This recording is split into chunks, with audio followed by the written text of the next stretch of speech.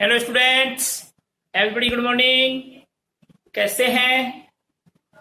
आइए हम राजाराम सोरठा, जिसके कवि हैं कृपाराम खिड़िया, इस पाठ को आज पढ़ने जा रहे हैं। कृपाराम खिड़िया का सामान्य जीवन परिचय और राजाराम सोरठा का विकास शिल्प सौंदर्य, यह आप पढ़ेंगे। तो हम पढ़ेंगे कृपाराम खिड़िया का सामान्य जीवन परिचय। तो कृपाराम खिड़िया के बारे में देखिए। कवि कृपाराम खिड़िया का जन्म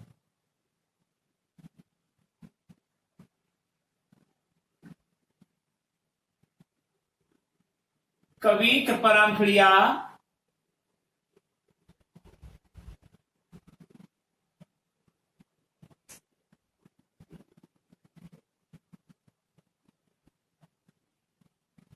कवि कृपाराम खिड़िया का जन्म तत्कालीन मारवाड़ राज्य के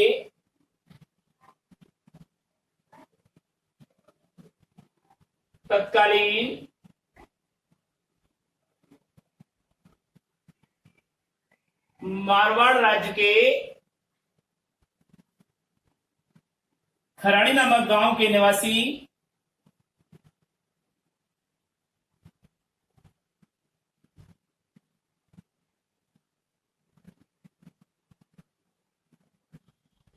खराड़ी नामक गांव में सन 1743 ईस्वी में हुआ था।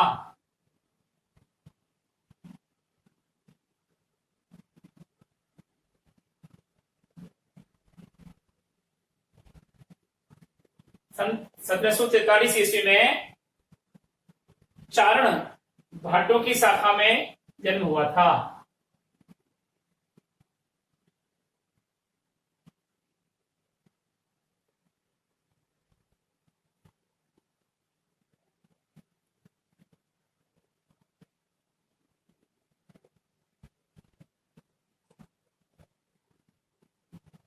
कृपाराम खिड़िया का जन्म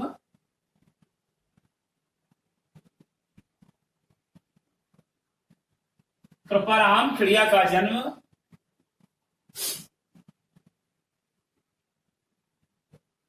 चारण, इसको भाट कहते हैं,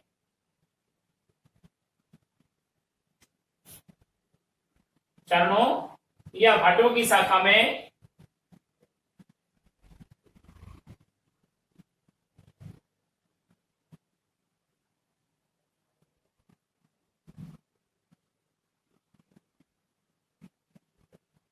हुआ था।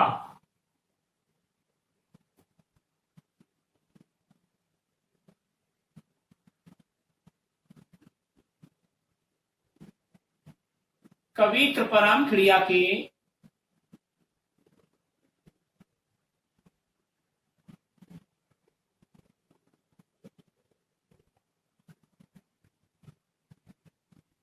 कवि कृपाराम खिड़िया के पिता का नाम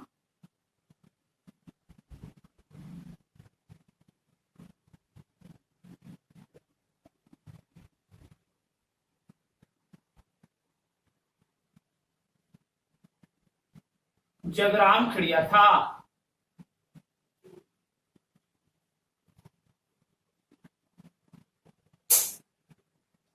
कवि कृपाराम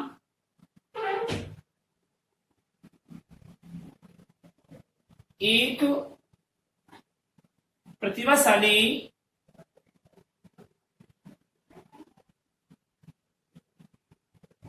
एवं विद्वान कवि थे।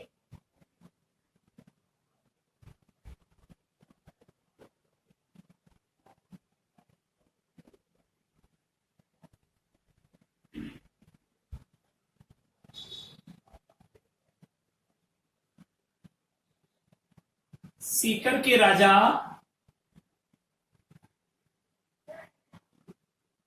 देवी सिंह और उनके पुत्र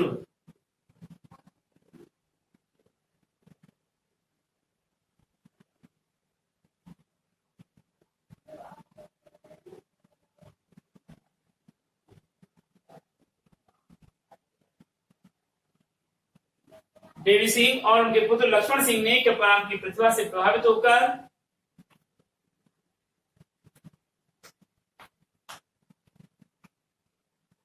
राव लक्ष्मण सिंह ने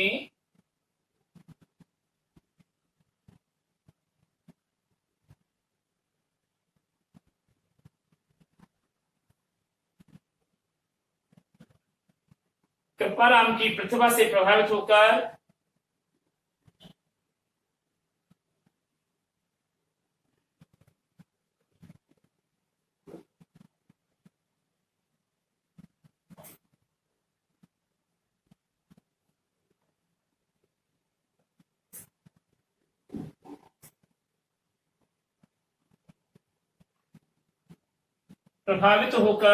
उन्हें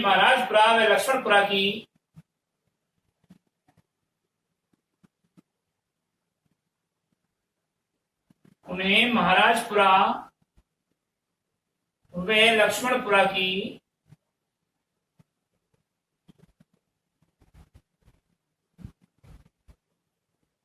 जागीर प्रदान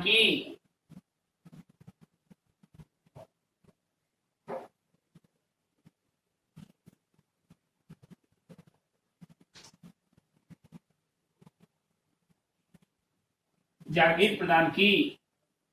अब आता है कृपाराम खिड़िया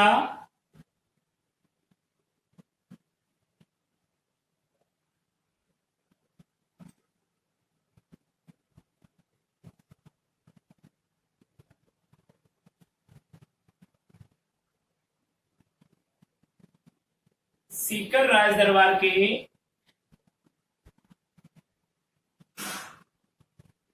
दरबारी कवि थे। जानते हो दरबारी कवि जैसे रहीम अकबर के दरबारी कवि थे, बिहारी जयसिंह के दरबारी कवि थे, ऐसे दरबारी कवि थे।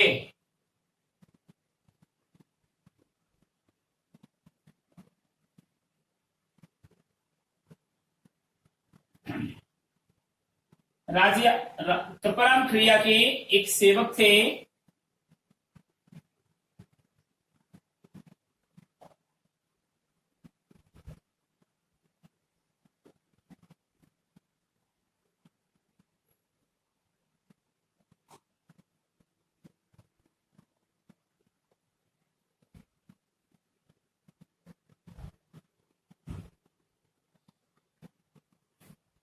राजा राम।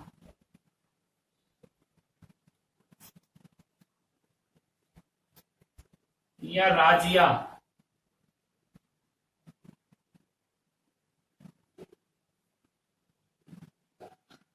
इसी के नाम पर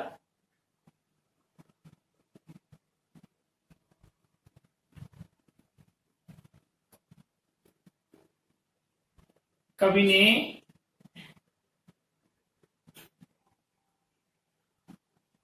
अपनी काव्य रचना लिखी है।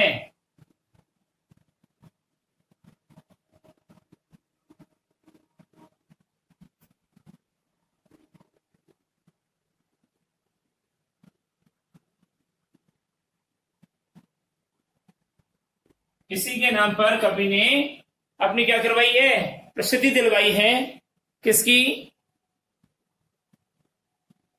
काव्य की प्रसिद्धि प्राप्त हुई है राजा राम खिड़िया के नाम से ही। राजिया जिसको संबोधित किया है कवि ने, और यह इसकी रचना राजिया के नाम से प्रसिद्ध हो गई। अब आइए साहित्यिक परिचय।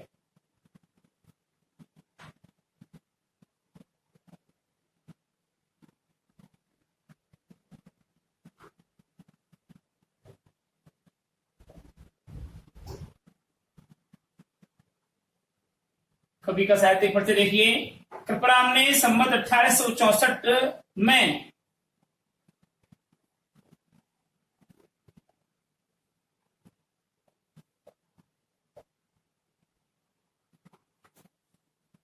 संवत 1864 में लगभग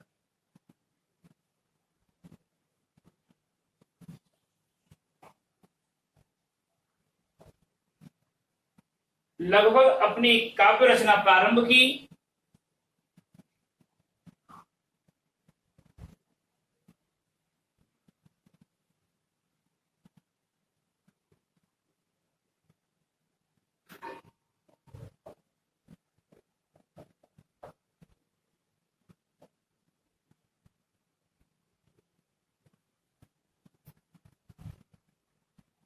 इन्होंने सोरठा छंद में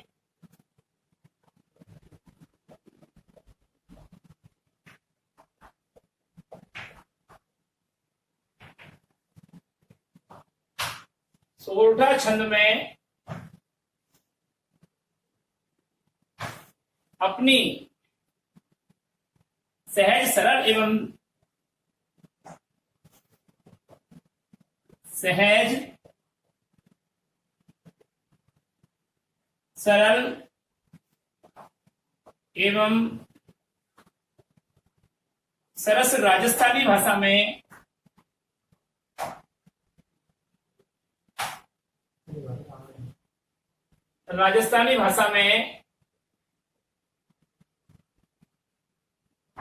क्या किया था? नीति संबंधी रचनाएं की हैं।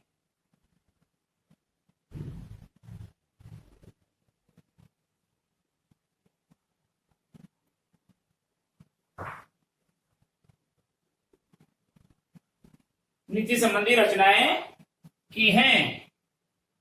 और दूसरा पॉइंट क्या था इनका? वयन सगाई छंद का नाम है ये। इनकी छंद वयन सगाई, इसको हम राजस्थानी भाषा में कहते हैं बैन सगाई।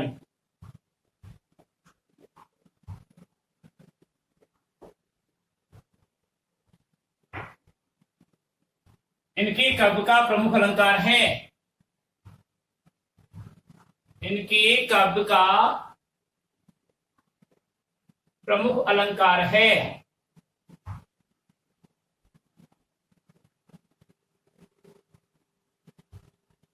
ठीक है।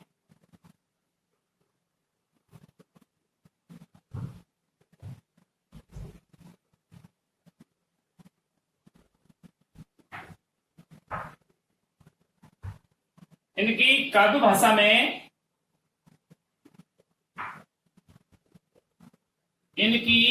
भाषा में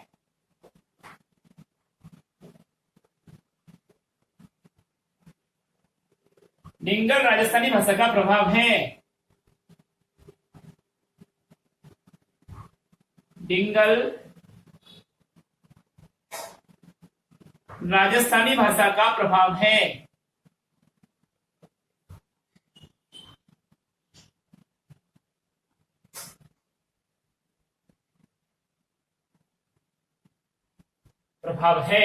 ठीक है।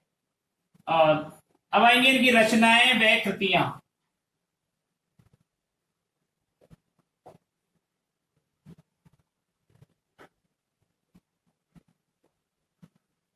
कौन कौन सी इसकी रचना है देखिए। कृपाराम खड़िया द्वारा रचित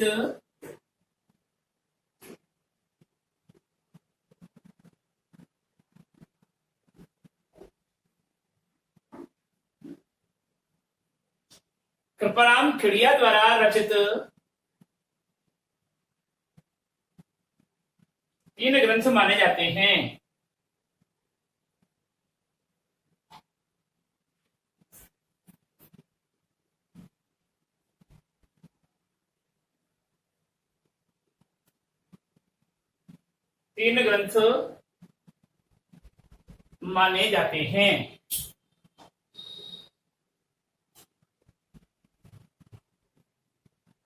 और वो कौन कौन से हैं देखिए जी।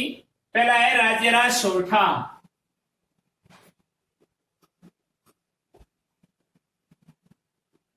राज्यराज सोरठा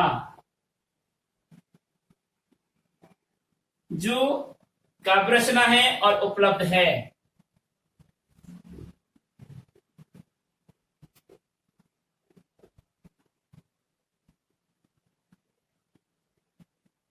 बाकी दोनों रचनाएं जो हैं वो अनुपलब्ध हैं। दूसरा है चालकनेशी।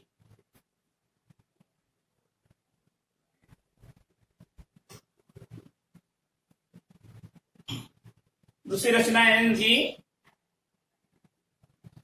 चालकनेशी, ये अनुपलब्ध है।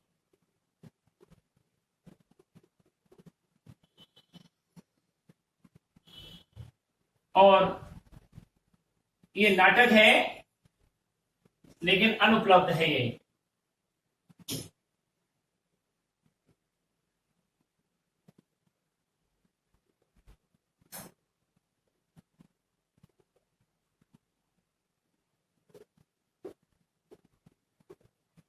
और तीसरी है इनकी काव्य रचना, वो है अलंकारों से संबंधित ग्रंथ।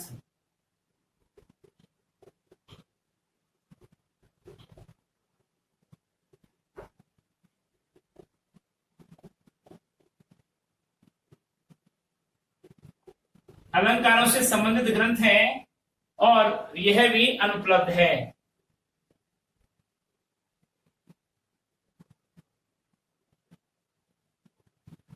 ठीक है,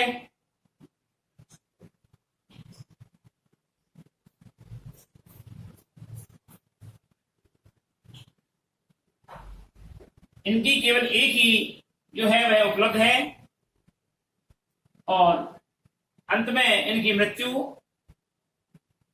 कब हुई वो भी देख लीजिए, या देहांत कब हुआ। तो सन 1833 ईस्वी में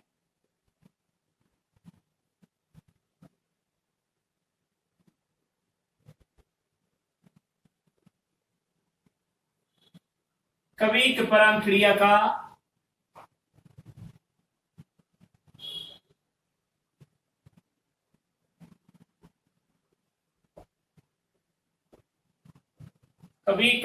खिड़िया का देहांत हो गया।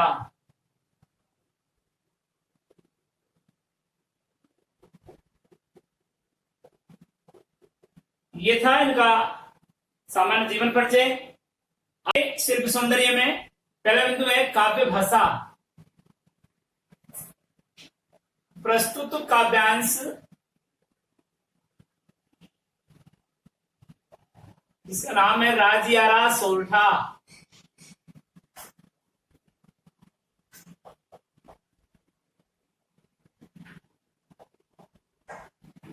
सरल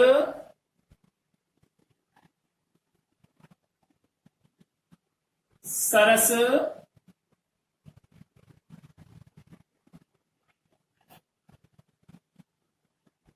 मधुर तत्सम तद्भव शब्दावली से युक्त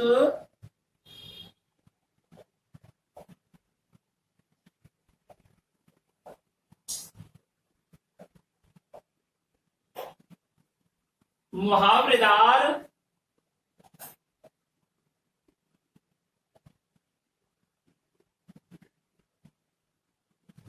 एवं सामासिक पदावली से संपन्न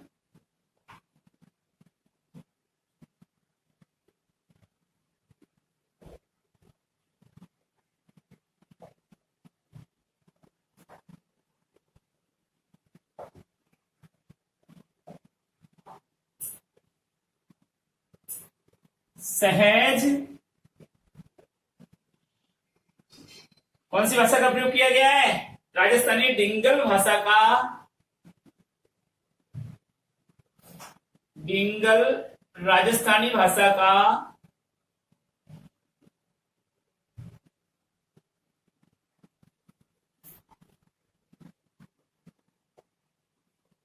सौष्ठव प्रयोग किया गया है।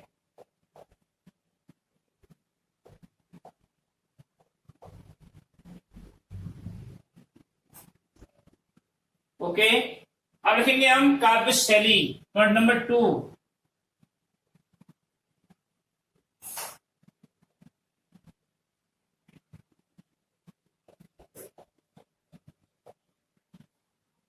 काव्य शैली, देखिए काव्य शैली में प्रस्तुत काव्यांश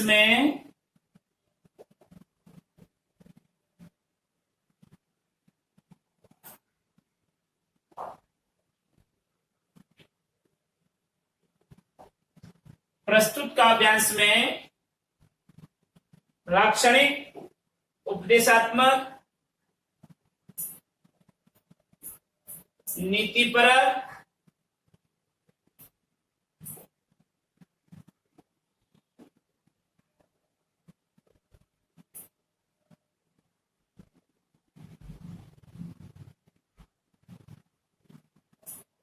प्रतीकात्मक,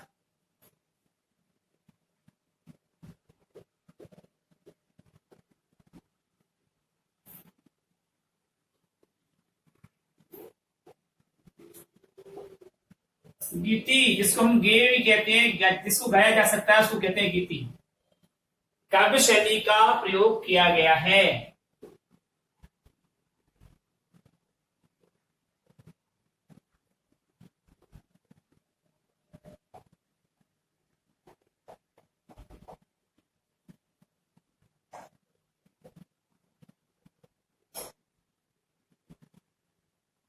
पॉइंट नंबर 3, काल या युग।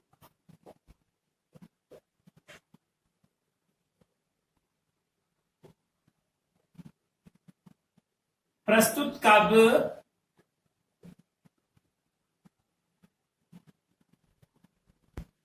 काव्यांश में मध्ययुगीन नीति काल की काव्य रचना समाहित है।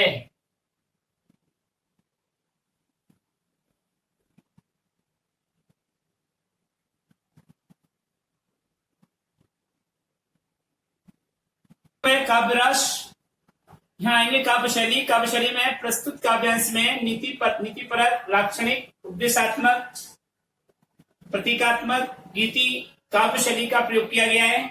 काल और युग में आइए, प्रस्तुत काव्यांश में मध्ययुगीन नीति काल की काव्य रचना है। काव्य रस में आइए, उपर्युक्त काव्य में शांत रस का अद्भुत प्रयोग किया गया है। काव्य भाव में आइए, उपर्युक्त काव्य में निर्वेद, सम, स्थायी भाव समाहित है। काव्य गुण में आइए, उपर्युक्त पद्यांश में प्रसाद काव्य गुण का प्रयोग निहित है। और काव्य छंद में देखिए, उक्त पद्यांश में सोरठा नामक काव्य छंद का षष्ठ प्रयोग किया गया है। अब आइए 8वां बिंदु,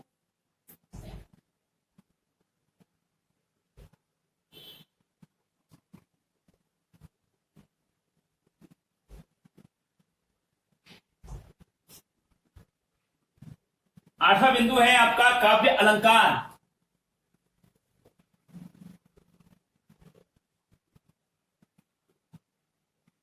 काव्य अलंकार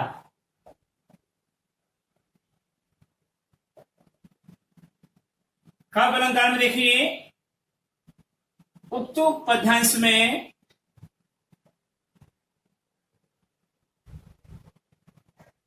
या उक्त सोरठों में, ये भी कह सकते हो आप, उक्त पद्यांश में अनुप्रास,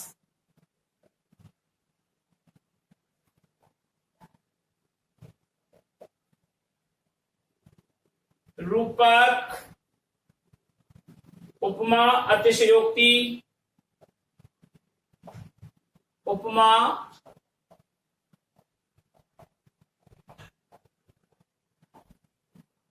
अतिशयोक्ति,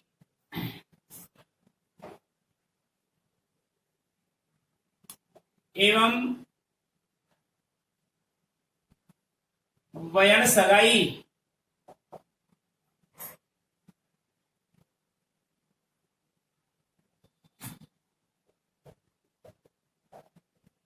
राजस्थानी भाषा का अलंकार।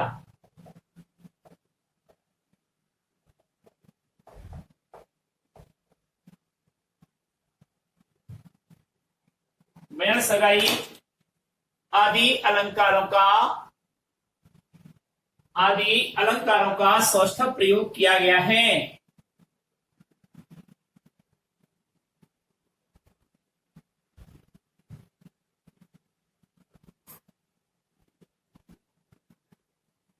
सौष्ठवता से किया गया है।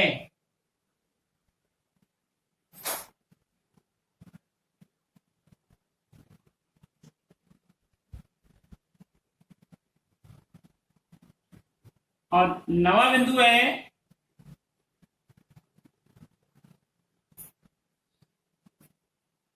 शब्द शक्ति।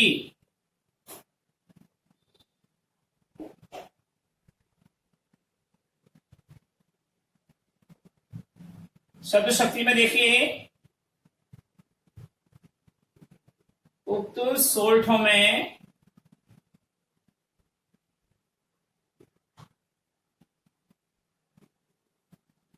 उक्त शोल्ठों में लक्षणा एवं व्यंजना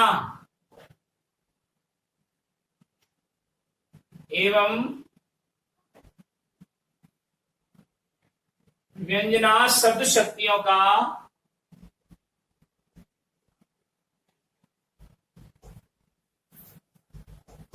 लक्षणा एवं व्यंजना शब्द शक्तियों का अद्भुत प्रयोग किया गया है।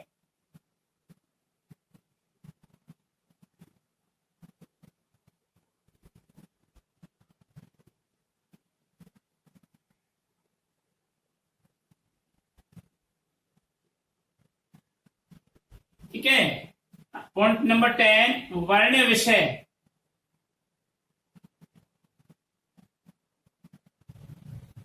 वर्ण विषय क्या है इस पद्यांश का? तो देखिए आप, वर्ण का मतलब होता है वर्णन करने योग्य। मतलब आपने इस काव्य में किसका वर्णन किया है, उस चीज की बात कर रहे हैं कभी। तो वर्ण विषय देखिए, उक्त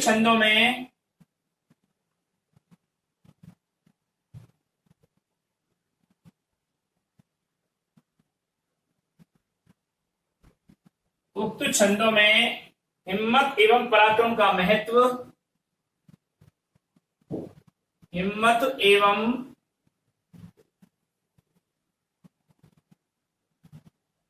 पराक्रम का महत्व,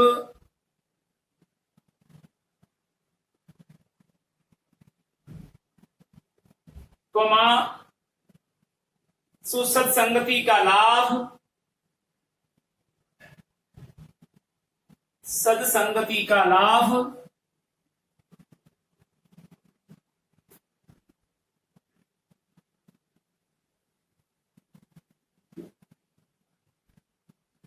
कोमा आपदा से पूर्ण प्रबंधन के महत्व को,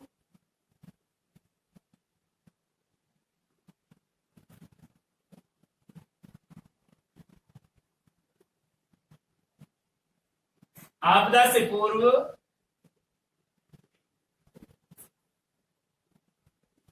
प्रबंधन के महत्व को,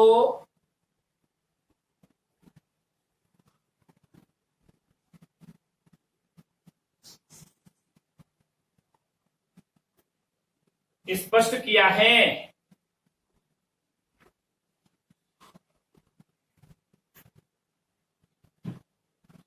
स्पष्ट किया है।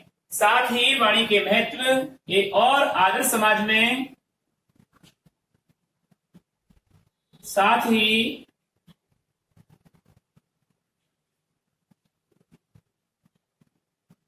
वाणी के महत्व और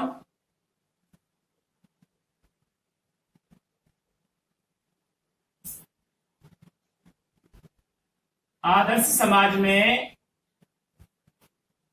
गुणों की महत्ता का वर्णन किया है।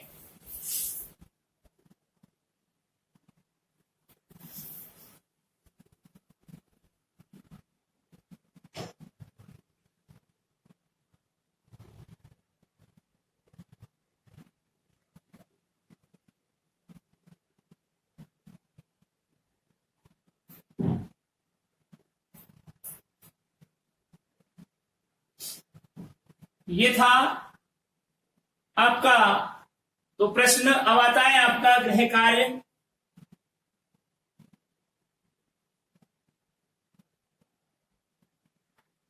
गृह कार्य में क्वेश्चन नंबर 1, कवि कृपाराम खिड़िया का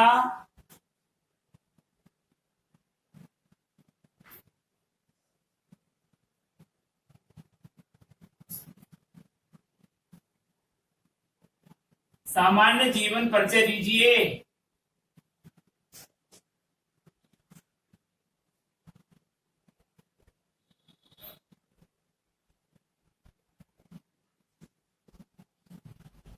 और क्वेश्चन नंबर 2, राजिया रासोल्ठा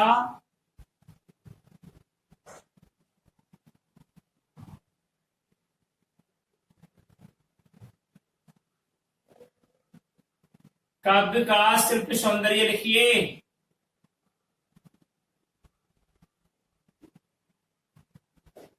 शिल्प सौंदर्य लिखिए। ये 2 क्वेश्चन है। इन अब तक का जो हमने पढ़ा है उनका सबका सार है ये प्रश्न। ये था आज की वीडियो का अध्ययन।